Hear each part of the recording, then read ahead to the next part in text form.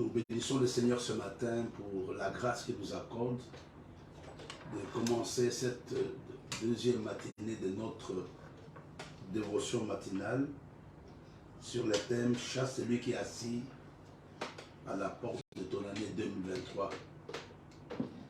Nous allons sans plus tarder ensemble, quel que soit l'endroit où vous nous suivez, nous recommander à la grâce de Dieu, puis ensemble. Nous voulons te dire merci, notre Père et notre Dieu, pour la grâce et l'opportunité que tu nous accordes de nous retrouver ensemble pendant ces quelques minutes pour pouvoir nous recommander l'année 2023 à ta grâce. Nous savons que sans toi, nous ne pouvons rien faire. Nous avons besoin de ton Saint-Esprit. Nous avons besoin de ta présence. Nous avons besoin de tes directives. Nous voulons vraiment te bénir, nous voulons t'élever et nous voulons te glorifier. Au nom de Jésus que nous avons ainsi prié. Amen. Amen. Nous voulons nous excuser pour la qualité de l'image hier. Il y a des gens qui ont appelé, il y a des gens qui ont dit qu'ils n'ont pas bien suivi. Et nous sommes rassurés, nous voulons vous rassurer que pendant toutes ces matinées, nous allons essayer de répondre certains points qui ont été vus hier et vous n'avez pas pu suivre. Comme je disais, la fondation de l'année 2023 se pose maintenant. Pendant ces temps de prière, pendant ces temps de consécration, il est important de pouvoir déjà préparer l'année qui va commencer. Souvent, je dis aux frères, la manière dont nous allons terminer l'année 2022 sera la même manière dont nous allons commencer l'année 2023.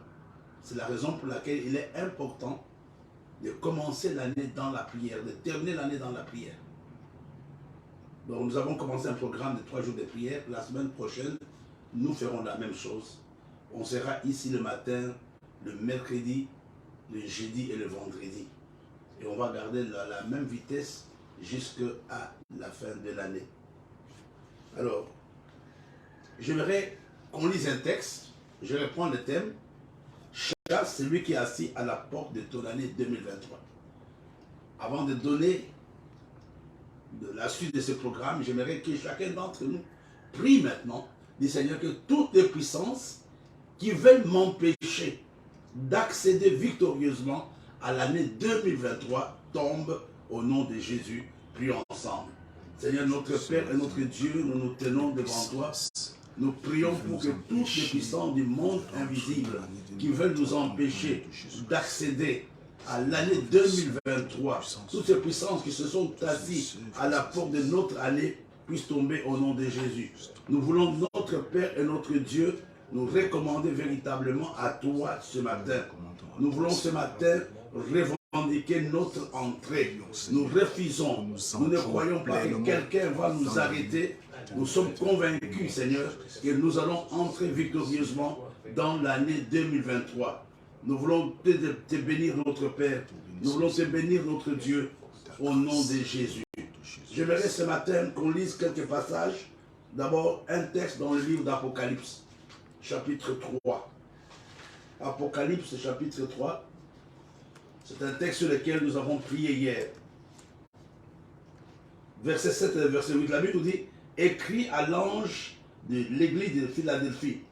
Voici ce que dit le Saint, le véritable, celui qui a la clé de David, celui qui ouvre et personne ne fermera, celui qui ferme et personne n'ouvrira. Je connais tes œuvres. Voici, parce que tu as peu de puissance et que tu as gardé ma parole et que tu n'as pas renié mon nom, j'ai mis devant toi une porte ouverte que personne ne peut fermer. Dieu nous donne des garanties. Dieu nous dit clairement qu'il a mis devant nous une porte ouverte pour l'année 2023. Il y a une porte qui est ouverte pour toi. Il y a une porte qui est ouverte pour moi. J'aimerais vraiment que tu pries ce matin. Ne reste pas dans l'année 2022. Tu peux croire que il ne faut pas que l'année 2022 soit simplement l'année des calendriers. Mais il faut que spirituellement, émotionnellement, que tu puisses aussi déménager. Ne reste pas dans ton année passée. Dieu met devant toi une porte ouverte. Tu vas d'abord bénir Dieu pour la nouvelle année qui va commencer. Tu vas bénir Dieu. N'oublions pas ce que j'ai dit hier. La porte ouverte, c'est l'accès à quelque chose. La porte ouverte, c'est la promotion. La porte ouverte, ce sont les opportunités d'avoir de nouvelles choses. Ce matin, j'aimerais que tu déclares que Seigneur, je te bénis parce que je veux entrer dans l'année qui va commencer.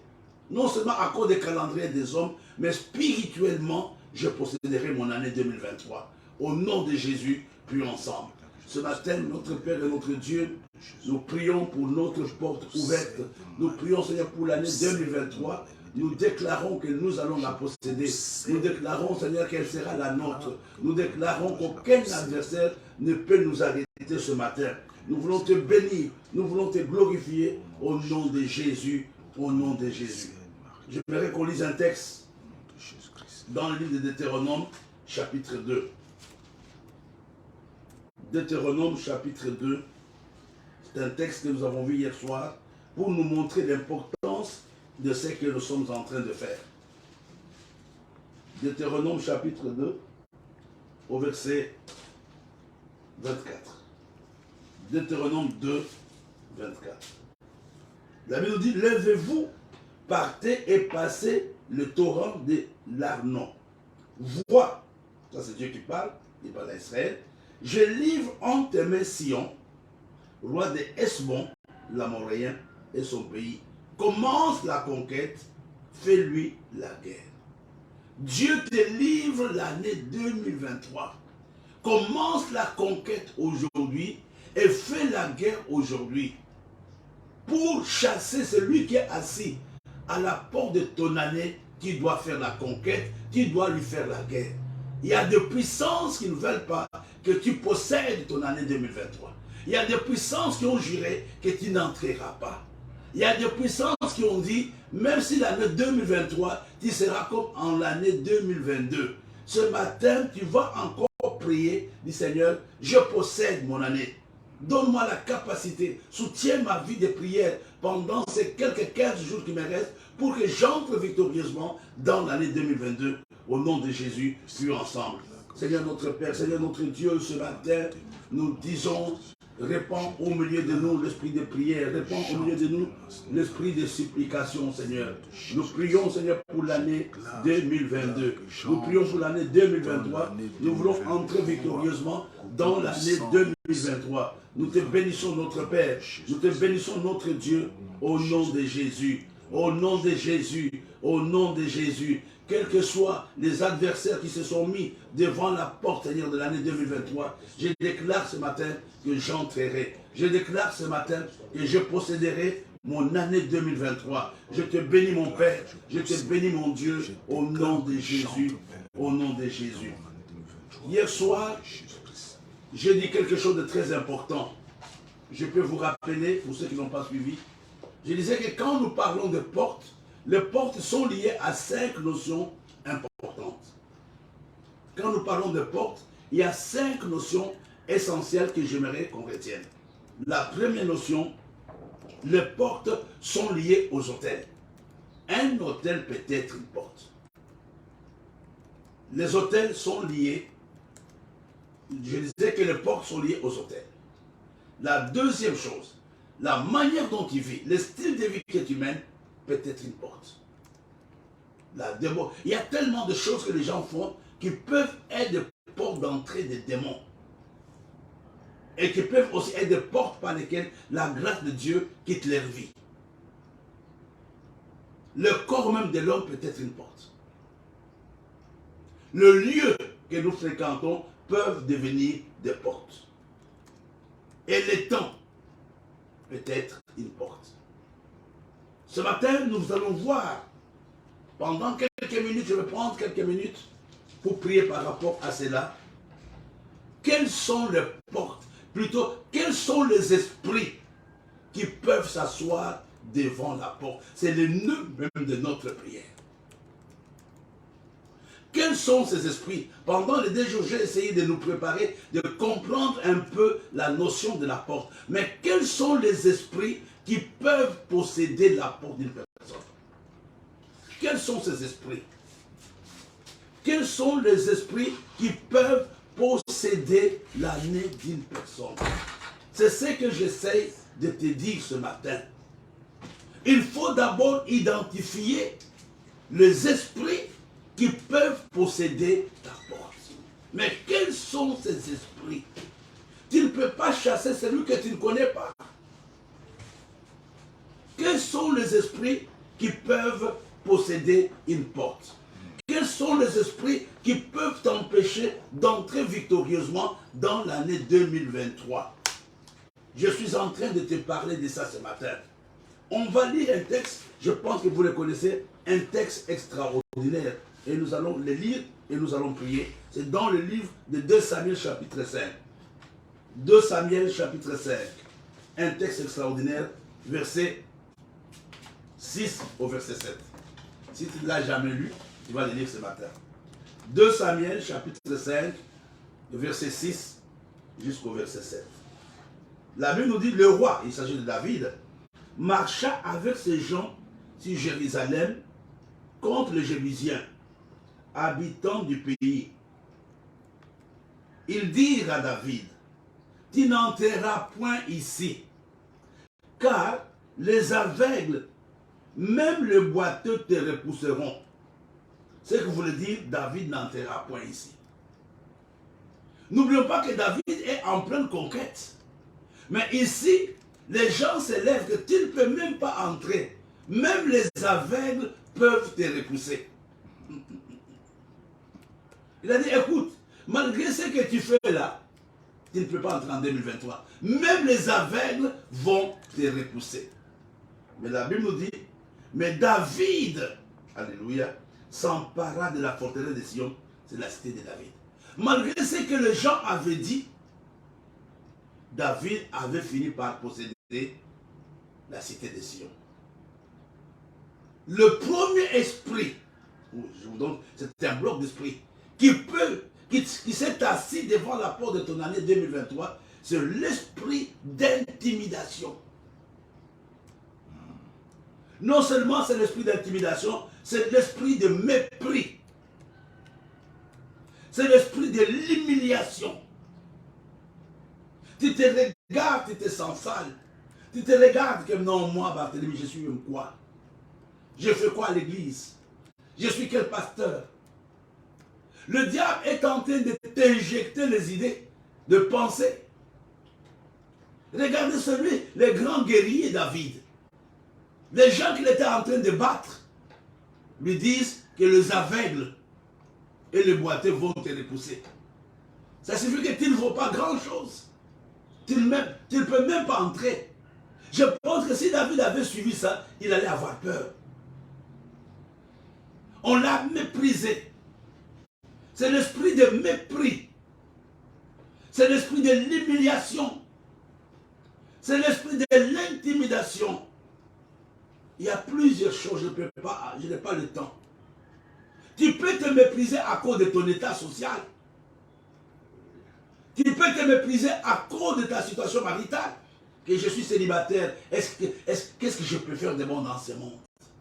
Je n'ai pas d'enfant. Je n'ai pas de mari. Je n'ai pas fait de grandes études. Les gens disent à David, si tu veux même entrer, n'ose même pas. Les aveugles ne voient même pas. Dit les aveugles, même les boiteux, la classe la plus faible va te résister. La classe la plus faible va te résister. Tu es quel ancien? Et tu vois, aujourd'hui, ton rendement baisse. Tu n'attends rien de Dieu pour l'année qui commence parce que, je l'ai dit hier, tu t'es méprisé toi-même. Tu t'es méprisé toi-même. Tu peux faire quoi, toi, un divorcé? Tu peux dire quoi même?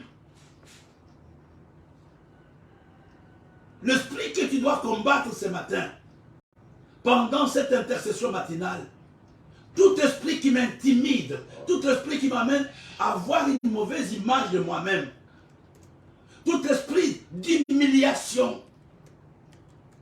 Toi, tu veux parler du mariage, tu connais quoi du mariage? Tu veux parler de l'argent, montre-nous tes voitures. L'esprit de mépris. C'est une arme que nous négligeons. C'est une arme puissante entre les mains du diable. Depuis que tu pries, montre-nous ce que ton Dieu a fait. Mais moi, regarde la jupe que j'ai. Est-ce que j'ai pris où? C'est l'esprit de mépris. Et qu'est-ce que cet esprit fait? Premièrement, il te paralyse. C'est un esprit qui t'amène, il te paralyse, il te démoralise, il t'amène à perdre confiance en toi-même. Soyons comme David, malgré ce que les gens disent. Les gens peuvent se moquer de nous, qu'ils prient quel Dieu, ils invoquent quel Dieu. Depuis 30 ans qu'ils sont là, qu'est-ce qu'ils ont déjà? J'aimerais te dire que tu entreras. Ne suis pas ce que les gens disent, tu vas prendre une mauvaise décision. Ah frère, votre Dieu là, frère, aide-moi. N'est-ce pas toi qui pries? Moi je ne prie pas. Tu dis que je suis prostituée et tu viens demander l'argent d'une prostituée. Tu viens demander l'argent d'un marabout. N'est-ce pas toi qui pries, Barthélemy? Ce matin, on va dire, Seigneur, nous allons prier. J'aimerais que chacun prie par rapport à toute puissance d'intimidation, toute puissance de mépris qui s'est levée contre sa vie en cette fin d'année. Au nom de Jésus, prions ensemble. Seigneur notre Père, Seigneur notre Dieu, nous voulons prendre autorité ce matin contre tout esprit d'intimidation, contre tout esprit de mépris. Nous te bénissons, notre Père et notre Dieu. Nous savons, nous déclarons ce matin que malgré ce que le diable fait, nous finirons par entrer, Seigneur. Toute intimidation, toute parole d'insulte, toute parole d'humiliation qui veut m'empêcher de posséder mon année 2023, Seigneur, est vaincu ce matin au nom de Jésus. Au nom de Jésus. Je déclare ce matin que j'entrerai. Je déclare ce matin que je posséderai. Je posséderai tout ce que Dieu a prévu pour moi. Tout ce que Dieu a préparé pour moi, je le posséderai au nom de Jésus. Je refuse de m'accrocher à tout ce que les hommes disent. Nous ne marchons pas par la vue, nous marchons par la foi. Quelles que soient les paroles des hommes méchants, quelles que soient leurs insultes, quel que soit leur jugement, ce matin je déclare que je vais posséder mon année 2023 au nom de Jésus, au nom de Jésus. J'aimerais que tu combattes d'abord cet esprit d'humiliation, cet esprit d'intimidation, cet esprit d'insulte. Je vais vous dire, c'est une stratégie. Quand vous voyez quelqu'un se spécialiser dans les insultes, sachez que c'est un agent du diable. Sachez que il va te dire, il sait prendre des mots justes. Hein. Tu demandes un petit service, tu vas dire, mais écoute, n'est-ce pas toi qui pries? Il y a des gens de ta famille qui t'ont déjà collé les titres de révérend pasteur. Il y a des gens de ta famille qui t'ont déjà collé tous les noms. Pourquoi? C'est t'amener à être démoralisé. T'amener à perdre confiance. Plus d'une fois, j'ai donné un témoignage personnel. On n'a pas beaucoup de temps. Au début de ma foi, on a jeûné. Ma femme est le membre de l'église. Et à la sortie de ma baïresse, j'étais encore jeune, ma baïresse est venue nous insulter et je n'avais pas pu me maîtriser. J'ai donné un coup de tête à cette vieille femme, je le regrette, elle était tombée. Je vous dis que quand la femme s'est relevée, elle n'a pas dit j'ai mal. Elle a dit venez voir un faux chrétien. Venez voir les gens qui prétendent qu'ils prient, c'est qu'ils font. Il y a beaucoup de gens qui sont victimes de l'esprit de mépris, de leur entourage, de l'esprit d'intimidation, de paroles méchantes, des gens qui sont autour d'eux. Et souvent, ces paroles nous affectent sans qu'on s'en rende compte. Ces paroles nous affectent à un moment, tu as peur de montrer que tu es véritablement chrétien. Car nous, on boit, hein. Même si on boit, on a nos voitures. Même si on boit, on a nos maisons. Vous, avec votre Dieu, avec votre Bible, montre-nous des témoignages. C'était la même chose avec David. Les gens lui ont dit, même les boiteux et les aveugles vont te repousser.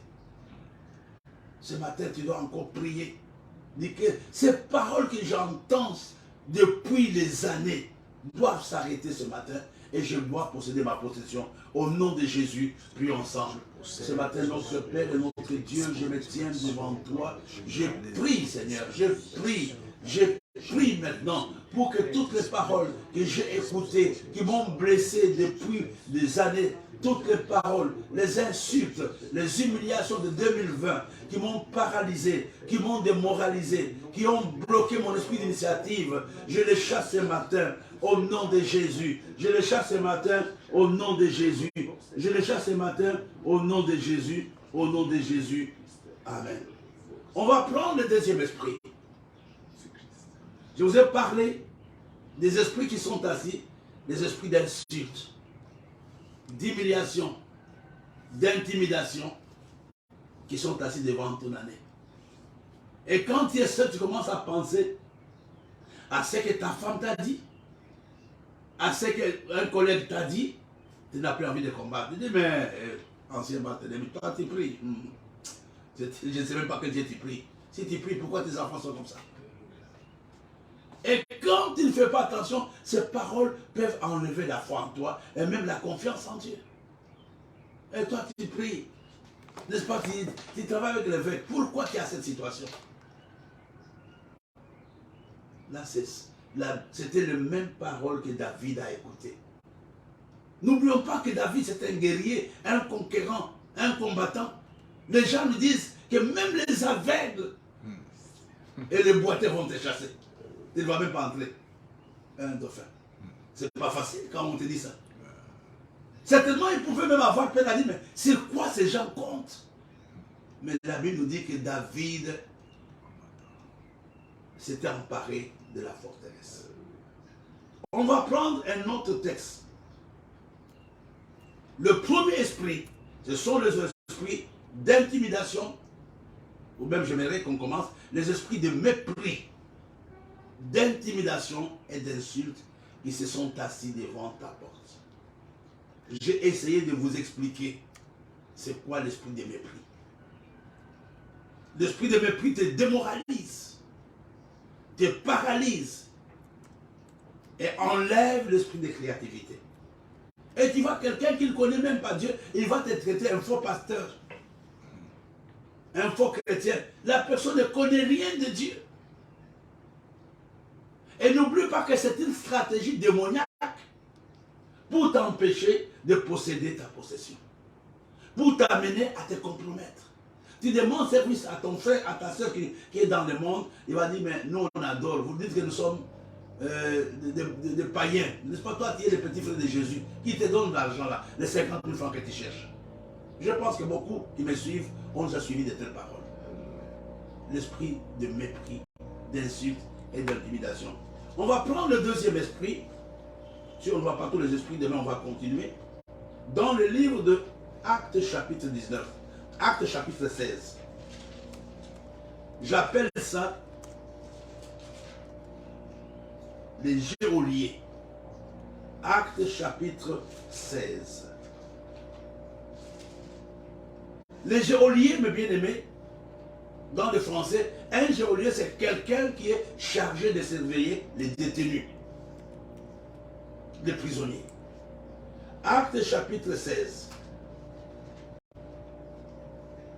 À partir du verset 24 jusqu'au verset 30. La Bible nous dit, les geôliers ayant reçu cet ordre, les jeta dans la prison intérieure, et leur mit les ceps aux pieds.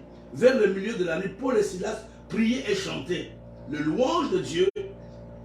Les prisonniers les entendaient. Tout à coup, il se fit un grand tremblement de terre, en sorte que les fondements de la prison furent ébranlés. Au même instant, toutes les portes s'ouvrirent. Alléluia. Les portes de l'année 2023 s'ouvrent pour toi. Toutes les portes s'ouvrirent et les liens de tous les prisonniers furent rompus. Que tous tes liens tombent cette année au nom de Jésus. Le geôlier se réveilla et lorsqu'il vit les portes de la prison ouvertes, il tira son épée et alla se tuer, pensant que les prisonniers s'étaient enfuis. Mais Paul cria d'une voix forte, ne te fais point de mal, nous sommes tous ici. Alors le geôlier, ayant demandé de la lumière, entra précipitamment et se jeta, tout tremblant aux pieds de Paul et de Silas. L'esprit des geôliers, c'est quoi un geôlier? Un geôlier est un homme qui est chargé de surveiller les prisonniers. Donc il a toutes les informations concernant les prisonniers. Donc quand tu es dans la prison, tu ne peux pas sortir si les geôliers ne tombent pas. Donc l'exemple que nous venons de voir dans la parole de Dieu dans le cas de Paul et de Silas, il y avait un geôlier qui était chargé de les surveiller, qui était chargé de les maintenir dans la prison. Il y a un geôlier qui est chargé de te maintenir dans l'année 2022. Il a fait de ton année 2022 une année prison. Une année d'échec, d'humiliation, de manque de progrès. Le geôlier te maintient là-bas, il te surveille. Il ne veut pas que tu sortes. Paul et Silas étaient dans la prison. Les geôliers étaient là. La Bible nous dit qu'il y a eu un tremblement, un bruit comme un tremblement de terre. Les portes se sont ouvertes. Les geôliers ne pouvaient rien faire.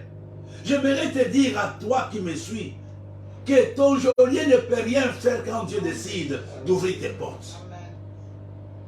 La Bible nous dit que le bruit se sont fait ouvert, toutes les portes se sont ouvertes. Les geôliers étaient paralysés. Ils s'étaient assis devant la porte, mais ils ne pouvaient pas contrôler Paul et Silas. Parce que Dieu avait fait trembler. C'est le moment pour toi de chanter pour l'année 2023. C'est le moment de prier pour l'année 2023. Le Dieu que tu invoques, le Dieu de Paul et de Silas, c'est le même Dieu qui te fera sortir de la prison dans laquelle le diable te maintient. Ce matin, nous allons prier ensemble que tous les geôliers, que tous les esprits qui ont pris la résolution de nous limiter, de nous maintenir dans le manque, de nous maintenir à l'étroit, puissent tomber ce matin. Au nom de Jésus, prions ensemble. Ce matin, notre Père et notre Dieu, je prends autorité contre tous les esprits, qui me maintiennent dans la prison. Tous les esprits de limitation, je les maudis ce matin. Je les maudis ce matin. Au nom de Jésus. Au nom de Jésus. Tous les esprits qui essaient de me mettre à l'étroit, qui combattent mon avancée, qui combattent mon progrès, je les maudis ce matin. Au nom de Jésus. J'aimerais que tu comprennes. La prison, c'est aussi l'image de la limitation. La prison, c'est l'image du manque de progrès. Tu es à la même place. Un prisonnier ne se promène pas. Il est toujours à la prison de Newbel. Même s'il a l'argent, il ne peut pas se voyager. Même s'il a l'argent, il ne peut pas voir sa femme et ses enfants. Il est limité dans ses faits et gestes. Il est limité dans ses mouvements. Je voudrais que ce matin, que tu pries par rapport à cet esprit, que toute puissance de limitation dans ma vie tombe au nom de Jésus. Prions ensemble. Seigneur notre Père, Seigneur notre Dieu, toute puissance de limitation qui s'est assise devant mon année 2023, tombe ce matin, tombe ce matin, tombe ce matin, tombe ce matin, au nom de Jésus. Je parlais en premier lieu de l'esprit de mépris, d'humiliation et d'intimidation. Et en deuxième position, je parle de l'esprit, le géant. Ils sont chargés de nous limiter. Ils surveillent nos mouvements. Ils nous empêchent de sortir. Ils nous amènent à avoir une vie qui se place. On va prendre le dernier, il est pas très malheur. On va prendre le dernier esprit dans Deutéronome, même s'il n'y a pas de commentaires, on va les lire. Je vais simplement vous parler du troisième type d'esprit, ce qu'on appelle les exécuteurs de décrets maléfiques. Les exécuteurs de décrets maléfiques. C'est dans le livre de Deutéronome, chapitre 25. Au fait, ce sont eux qui sont chargés, ce sont des démons qui sont chargés d'exécuter les ordonnances de ta famille. Et non, en tout cas, chez nous les Bamileke, on n'est pas comme ça. Chez nous les Banjou, on ne doit pas aller à l'école. Chez nous les Banjou. Donc il y a les exécuteurs de décrets ou des ordonnances. Deutéronome chapitre 25, du verset 5 au verset 9. Je vais vous lire. Nous courons avec le temps. Lorsque deux frères demeureront ensemble et que l'un d'eux mourra sans laisser de fils, la femme du défunt ne se mariera point au dehors avec un étranger, mais avec son beau-frère ira vers elle. Son beau-frère ira vers elle, la prendra pour femme et l'épousera comme beau-frère. Nous connaissons Chez les Bamileke, partout on a cette coutume comme ça, on va hériter des femmes de son frère. Le premier-né qu'elle enfantera succédera au frère mort et portera son nom, afin que le nom ne soit pas effacé d'Israël. Si cet homme ne veut pas prendre sa belle-sœur, elle montera à la porte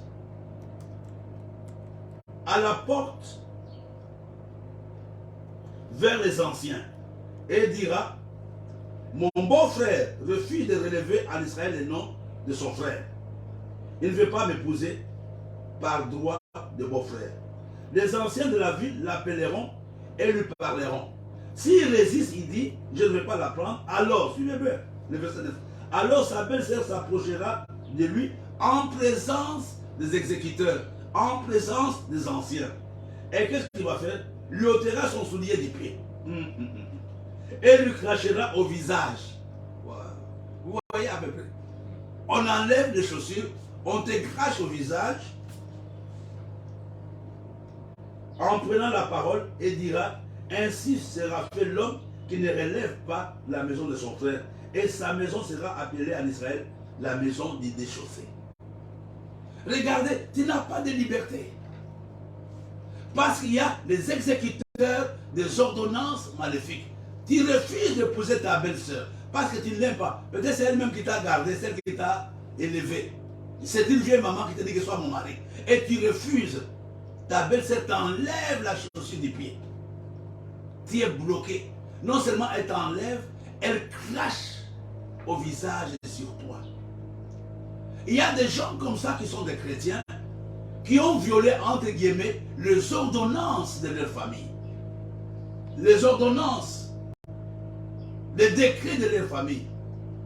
À cause du Seigneur. Mais aux yeux de leur famille, ces gens sont irréguliers.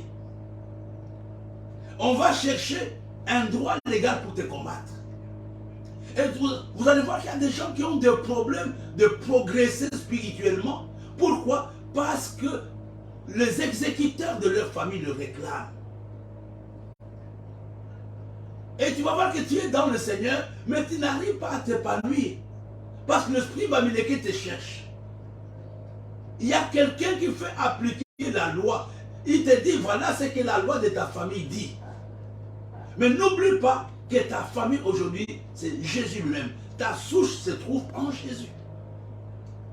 La prière que tu dois faire, tu vas combattre tous les exécuteurs de décrets maléfiques de ta famille qui te maintiennent dans le manque, dans la honte, dans l'humiliation. Au nom de Jésus, prions ensemble. Et ces exécuteurs sont assis à la porte.